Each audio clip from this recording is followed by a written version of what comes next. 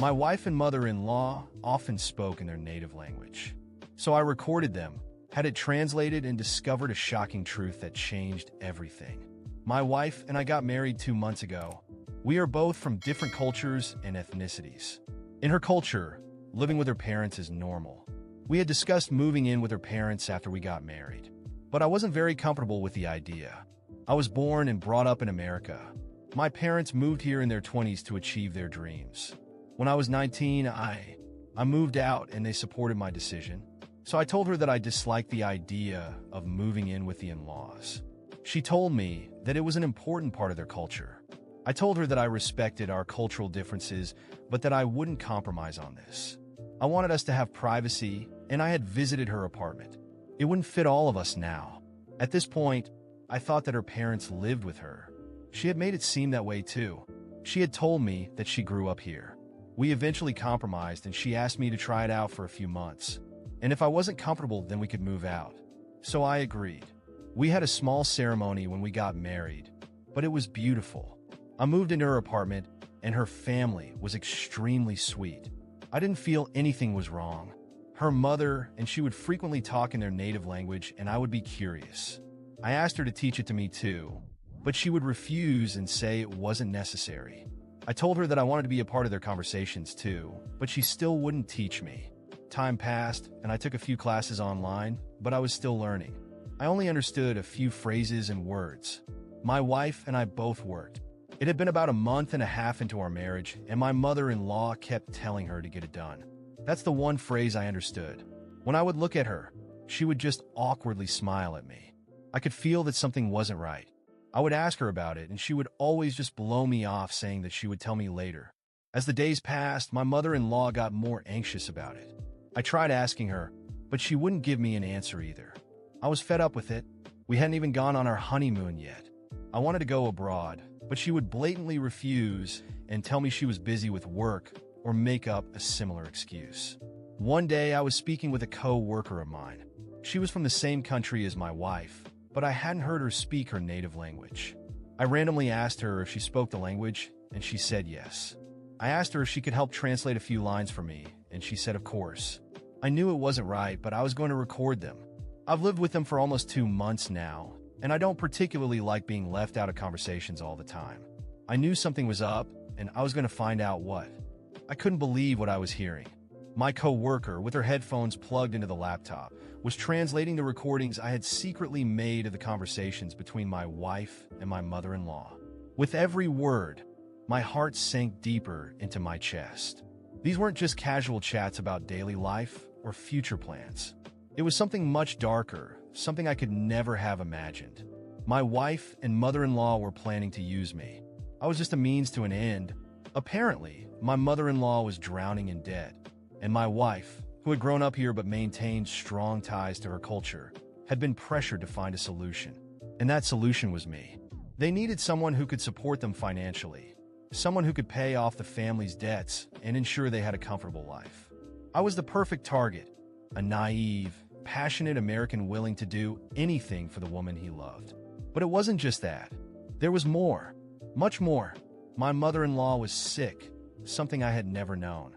She needed expensive treatment, and my wife had agreed to marry me to ensure I would pay for everything. They laughed in the recordings, mocking my naivety. My wife said things like, "He's so easy to manipulate. He believes everything I say." And my mother-in-law responded, "You did well choosing him. He's weak, but he has money." I felt betrayed in a way I never thought possible. Everything I had built with her, all the moments we shared, all the promises we made to each other, were a sham. I was just a pawn in their game. And the worst part was that I had genuinely fallen in love with her. I had trusted her, opened my heart and my life to her, and she had used that against me. I didn't know what to do. My first reaction was pure anger. I wanted to confront her immediately, expose her lies, and make it clear that I wasn't the fool she thought I was. But something inside me made me stop. I needed to think calmly. I needed to plan my next move. If they were playing a game with me, then I would play back, and I would play to win. In the following days, I pretended nothing had happened. I continued acting as if I were happy and carefree. I even started showing more interest in learning their language, just to keep them off guard. My wife seemed surprised but pleased with my new attitude. She had no idea I knew the truth. Meanwhile, I began planning my revenge. First, I needed to secure my financial safety. I had put a significant amount of money into a joint account with my wife, but now I knew I couldn't trust her. I slowly started transferring the money back to my personal account, making up excuses about investments and unexpected expenses. She didn't suspect a thing. Next, I began gathering evidence. I recorded more conversations, took photos of documents, and even followed my wife on some of her outings. I discovered she was in contact with a lawyer, likely planning how to leave me in the worst possible position if I found out the truth.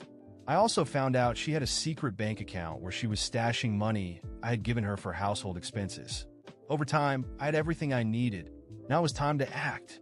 One night, after dinner, I sat down with her in the living room. I was calm but determined. She seemed relaxed, unaware of what was about to happen. "We need to talk," I said, looking directly into her eyes. She frowned but agreed. "Of course, what's wrong?" I took out my phone and started playing the recordings. Her expression changed immediately. She turned pale, and I could see the fear in her eyes. "What is this?" she asked, trying to stay calm. "This is you and your mother planning to use me," I replied, my voice steady. "I know everything. I know about the debts, about your mother's illness, about the fact that you only married me for money." She tried to deny it, but I kept going. "It's no use lying. I have proof of everything. Recordings, documents, photos. I know you have a secret bank account. I know you were planning to leave me in the worst possible position." She started crying, but I didn't let it sway me. "You betrayed me in a way I never thought possible. You used my love and trust against me, and now you're going to pay for it." I explained that I had already consulted a lawyer and was prepared to take the case to court. I had all the evidence I needed to ensure she and her mother wouldn't get a single penny from me. Besides, I was ready to expose their scam to all our friends and acquaintances. She begged for forgiveness, saying she was desperate and had no other choice. But I was no longer willing to listen to excuses. I had been deceived, betrayed, and humiliated, and now it was my turn to take control. In the days that followed, I moved to a hotel and began the divorce process. My lawyer made sure I was protected in every way, and I cut all ties with her and her family.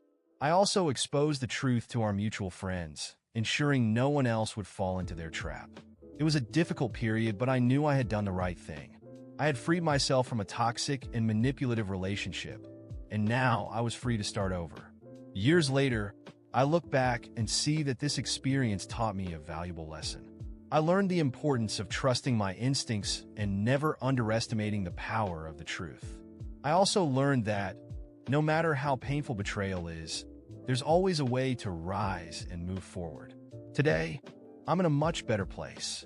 I found someone who truly loves and respects me, and I'm grateful I had the strength to leave behind what wasn't good for me. Revenge may have been sweet, but the real victory was finding the peace and happiness I deserved.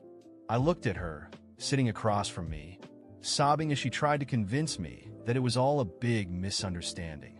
But I felt nothing but contempt. Every tear seemed rehearsed, every word empty. I wanted her to know how much she had lost, and that she would no longer have any power over me. "You betrayed me," I said firmly, "and I will never forget that. But now it's my turn." That night, before we went to bed, she tried to get close to me. She tried to act as if we were still a couple, but I pushed her away with a single look. "Don't touch me," I murmured, and she stepped back. We slept in the same bed, but it was the last time. I was determined to act. The next day, without saying anything, I called my lawyer and explained the situation. He was shocked by the level of manipulation and guided me on how to proceed. I contacted the bank to block any transactions on the joint account that might still exist. I wasn't going to let a single cent fall into her or her mother's hands. I also transferred all the assets in my name into a protected fund.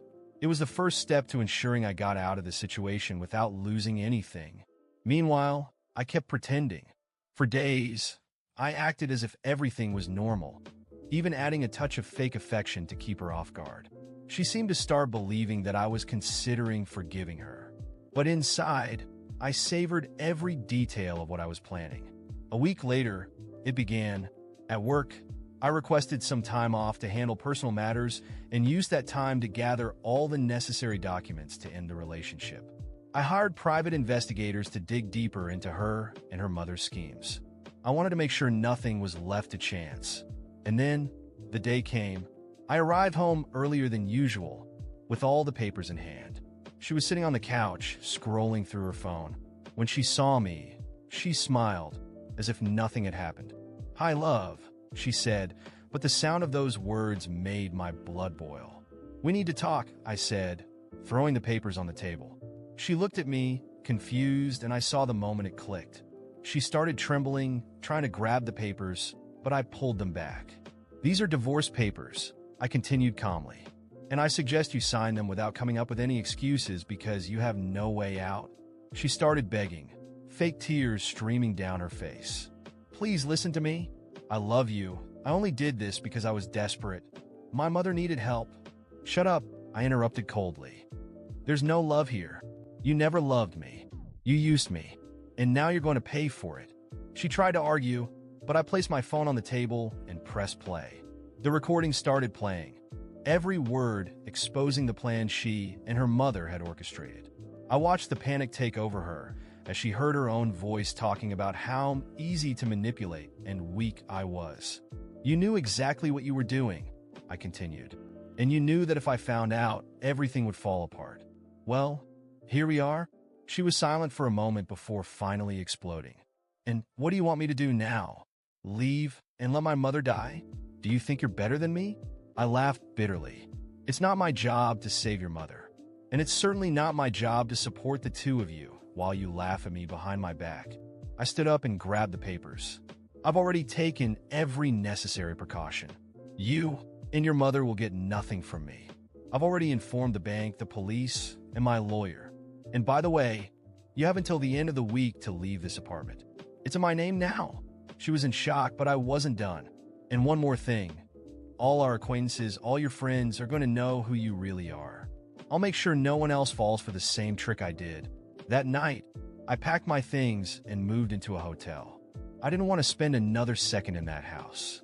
She called me dozens of times, but I blocked her number. My decision was made. In the days that followed, I finalized the divorce. My lawyer informed me that with all the evidence I had collected, she had no grounds to contest anything. Meanwhile, I anonymously shared the recordings on forums and social media platforms where she and her mother were known. The backlash was devastating for them. Friends and relatives began distancing themselves, and the gossip spread quickly. In the end, they were left alone, exactly as they deserved. Her mother had to sell what little she owned to pay off part of her debts, and my ex-wife tried everything to rebuild her life, but the damage was done. No one trusted them anymore. As for me, I started over. I moved to a new city, bought a new apartment, and, for the first time in months, felt peace. Looking back, I realized that the greatest revenge was reclaiming my life and letting them sink into the mess they created. They tried to destroy me, but in the end, they were destroyed by their own choices. And me? I moved forward stronger than ever,